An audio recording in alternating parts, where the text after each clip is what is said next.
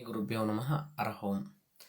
ಶತ್ರುಗಳ ಬಾಧೆ ಹೋಗ್ಬೇಕಂದ್ರೆ ಹೋಳಿ ಹುಣ್ಣಿಮೆ ದಿನ ನಾರಾಯಣ ಕವಚ ಮಂತ್ರನ ಪಠಿಸ್ಬಿಟ್ಟು ಶ್ರೀಮನ್ನಾರಾಯಣ ಲಕ್ಷ್ಮೀನಾರಾಯಣರ ದೇವಸ್ಥಾನಕ್ಕೆ ದರ್ಶನ ಮಾಡೋದ್ರಿಂದ ನಿಮಗೆ ಶತ್ರುಗಳ ಬಾಧೆ, ಅದರಲ್ಲೂ ಅನಂತ ಶಯನ ಆಗಿರ್ತಕ್ಕಂಥ ದೇವಸ್ಥಾನಗಳನ್ನು ದರ್ಶನ ಮಾಡೋದ್ರಿಂದ ಶತ್ರುಗಳ ಬಾಧೆ ದಮನವಾಗುತ್ತೆ. ಇನ್ನೊಂದು ರೀತಿಯಲ್ಲಿ ಪರಿಹಾರ ಆಗ್ಬೇಕಂತೇಳಿದ್ರೆ ವಾಯು ಸೂಕ್ತಿ ಓದಬೇಕು.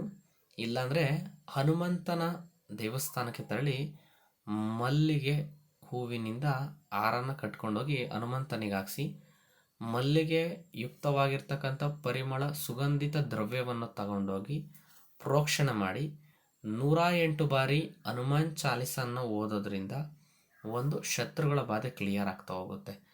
ಇನ್ನೊಂದು ಏನಪ್ಪ ಅಂತೇಳಿದ್ರೆ ಹೋಳಿ ಭಸ್ಮನ ಮೈಯಲ್ಲಿ ತಿಕ್ಕಿಕೊಂಡು ಸ್ನಾನ ಮಾಡೋದ್ರಿಂದ ಚರ್ಮ ರೋಗದ ಕಾಯಿಲೆ ಕ್ಲಿಯರ್ ಆಗ್ತಾ ಹೋಗುತ್ತೆ, ಆಂತರಿಕ ಕ್ಲೇಶ ಕ್ಲಿಯರ್ ಆಗ್ತಾ ಹೋಗುತ್ತೆ, ಮತ್ತು ದೃಷ್ಟಿ ಬಾಧೆ ದೋಷ ಮತ್ತು ಬಾಧಕಾಧಿಪತಿ ಶಾಂತಿ ಕ್ಲಿಯರ್ ಆಗ್ತಾ ಹೋಗುತ್ತೆ.